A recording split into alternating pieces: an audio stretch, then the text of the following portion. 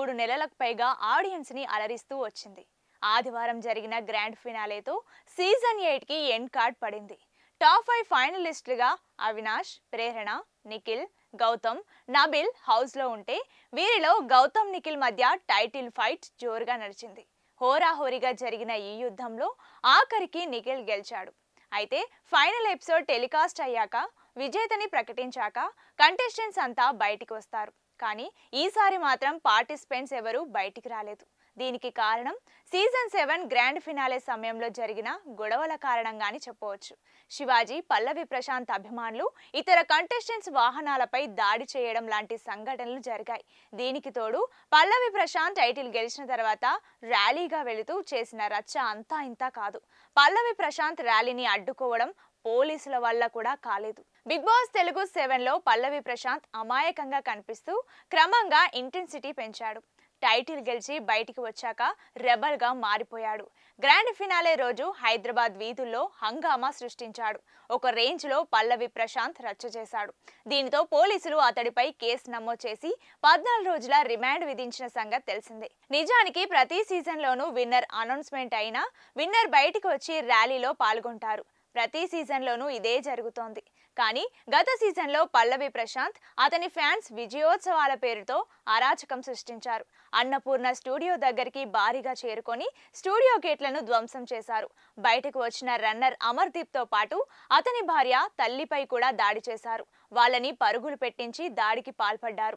వాళ్ళ కారుని పూర్తిగా ధ్వంసం చేశారు.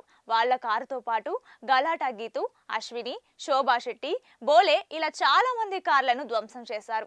ప్రభుత్వ ఆస్తుల్ని సైతం ధ్వంసం చేసి వాహనదారులను కొట్టి రాక్షసానందం పొందారు. అసలు బిగ్ బాస్ తెలుగు హిస్టరీలో ఇలాంటి ఘటనకు ఎవరూ పాల్పడలేదు. తాము సపోర్ట్ చేసిన కంటెస్టెంట్ గెలిచిన తర్వాత అన్నపూర్ణ స్టూడియో దగ్గరికి వెళ్లడం, ర్యాలీలో పాల్గొనడం, విజయోత్సవాలు నిర్వహించుకోవడం లాంటివి సాంప్రదాయంగా వస్తున్నాయి. కానీ పల్లవి ప్రశాంత్, అతని అభిమానులు మాత్రం హద్దులు దాటి దాడులకు పాల్పడ్డారు. ఇందులో పల్లవి ప్రశాంత్ ప్రత్యక్ష కారణం కాకపోయినా కూడా పోలీసులు హెచ్చరించినా వినకుండా దాడులకు పరోక్ష కారణం అయినందుకు ఆ దాడికి నైతిక బాధ్యత వహించాల్సి వచ్చింది. అందులోనూ అల్లు అర్జున్, సంధ్య థియేటర్ ఘటనతో అలర్ట్ అయిన పోలీసులు అయితే ఈసారి అలాంటి పరిణామాలకు తావు లేకుండా పోలీసులు ముందుగానే జాగ్రత్త తీసుకున్నారు. గ్రాండ్ ఫినాలే ఎపిసోడ్ పూర్తయ్యాక కంటెస్టెంట్స్ బయటికి వస్తారు కాబట్టి 300 మంది పోలీసులతో పటిష్టమైన భద్రత ఏర్పాటు చేశారు. ఎలాంటి గొడవలు కాకుండా చేసేందుకే ఇలాంటి చర్యలు తీసుకున్నారు. అందుకు సీజన్ 8 కంటెస్టెంట్స్ ఎవరూ కూడా బయటికి రాలేదు. విన్నర్ ని ప్రకటించిన తర్వాత వాళ్ళు బయటకు వచ్చి ర్యాలీలు, విజయోత్సవాలు జరుపుకోవడానికి వీల్లేదు. కాదని ఎవరైనా రూల్స్ ని అతిక్రమిస్తే అరెస్టులు తప్పవని హెచ్చరించారు పోలీసులు. అంతేకాదు, బిగ్ బాస్ షో జరుగుతున్న అన్నపూర్ణ స్టూడియో దగ్గరికి అభిమానులు ఎవరైనా చేరుకొని హడావిడి చేస్తే అరెస్ట్ చేస్తామని కట్టుదిట్టమైన భద్రతా ఏర్పాట్లు చేశారు పోలీసులు.